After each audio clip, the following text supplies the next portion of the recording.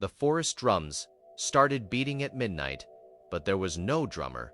Dogs across the village began howling toward the forest. The wind suddenly turned cold. Then someone whispered the words no one wanted to hear. The forest spirits are walking tonight, and they were coming toward the village. Among the villagers lived a quiet boy named Kelan. Kelan had no parents and no farmland to call his own. Like many children in small farming villages across West Africa, he survived by helping farmers with simple tasks. He carried heavy baskets from the fields. He cleared weeds from the yam mounds beneath the hot sun. When the work was done, the farmers sometimes thanked him with a small piece of food. Some days Kelan ate.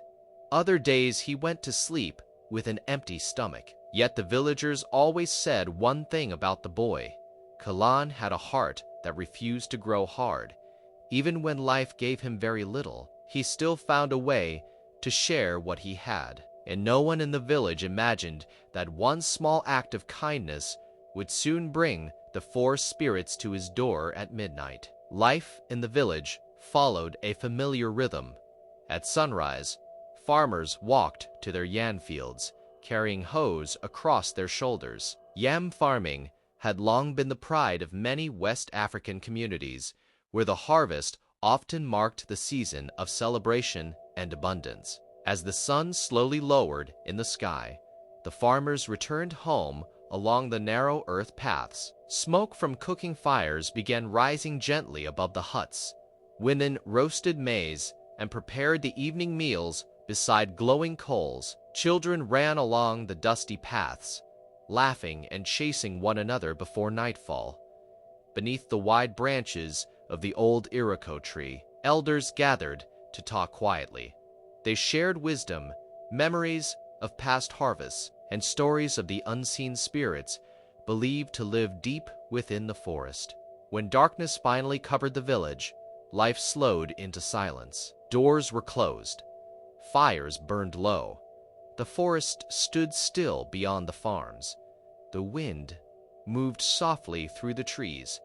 Everything felt calm. Everything felt safe. Until the evening, Kelan faced a choice that would soon change his life forever. That evening, after a long day of clearing weeds in the yam fields, Kelan finally received his payment. One small yam. In many West African villages, yams have long been one of the most important staple foods, often earned through hard work in the farms.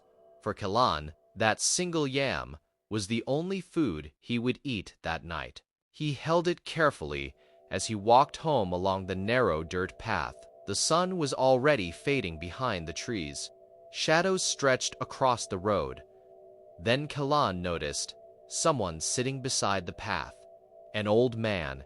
The stranger looked weak and exhausted. His clothes were dusty, and his shoulders were bent with age. When he spoke, his voice trembled. "Child, I have not eaten for 2 days." Kelan stopped walking. He looked down at the yam in his hands. His stomach growled with hunger. For a moment, he said nothing. Then slowly, Kelan broke the yam in half. Without hesitation, he handed the larger piece to the old man. The stranger lifted his head and looked deeply into Kelan's eyes. A strange smile crossed his face. Then he spoke quietly. "Tonight, the forest will remember you."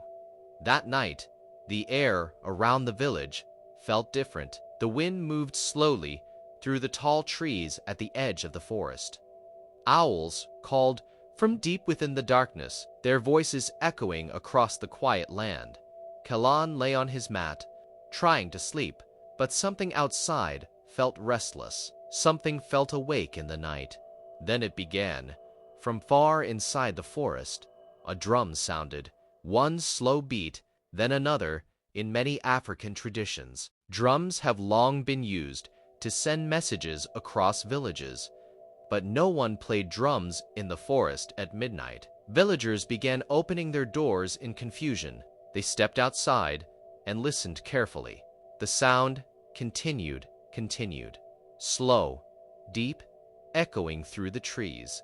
Then the village dogs began barking wildly. People looked toward the forest path, and slowly they saw shapes moving between the trees, tall figures, faintly glowing in the darkness. The figures moved silently, walking step by step toward the village.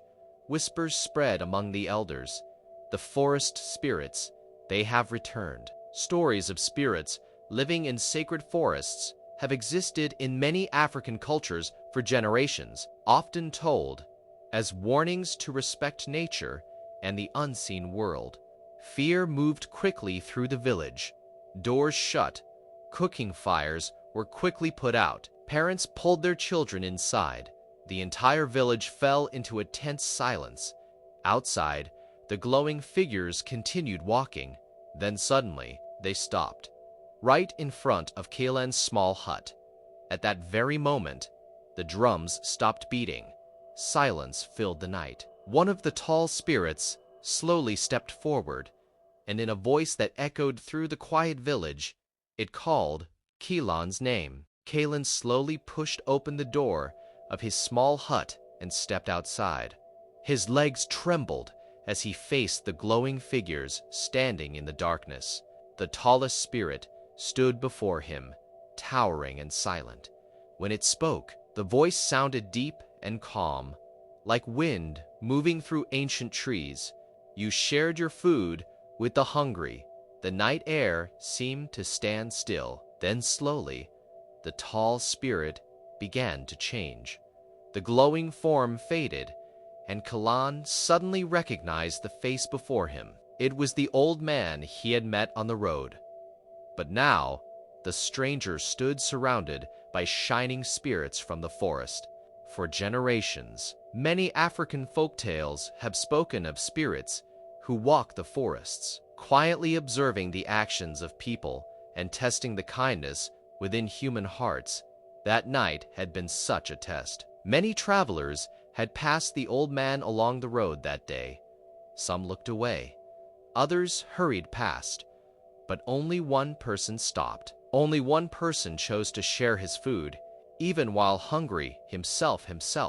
Kelan, the spirits slowly lifted their hands toward the earth. The ground beneath Kelan's feet trembled gently. Before the eyes of the silent villagers, small green vines began pushing through the soil. The plants spread quickly across the empty land beside Kelan's hut. In many West African farming traditions, yam vines are known to grow from carefully prepared mounds of soil, climbing upward as the crop develops beneath the ground. But what the villagers witnessed that night moved far beyond the normal rhythm of farming. The vines stretched across the ground with unusual speed. New yam mounds rose from the earth as if guided by unseen hands. Within moments, the empty patch of land beside Kelan's hut had become a wide and fertile yam farm. The spirits looked toward the boy one final time, and their voice carried softly through the quiet night dot. A heart that shares will never starve. Then the glowing figures slowly turned away. They walked back toward the dark forest. The distant drums faded into silence. The wind moved gently through the trees once again, and the village returned to its quiet sleep. When the sun finally rose the next morning, the villagers stepped outside and gathered in amazement. Where there had once been bare earth, rows of healthy yam vines now covered the land, and Kelan, the poorest boy in the village, now stood beside the largest yam farm anyone there had ever seen. From that day forward, the villagers never forgot the lesson of that night. Across many African folktales, it is said that true kindness shines brightest when it comes from those who have the least. For the world is always watching, even when no one else sees, and sometimes the spirits themselves step forward to reward even the smallest acts of compassion.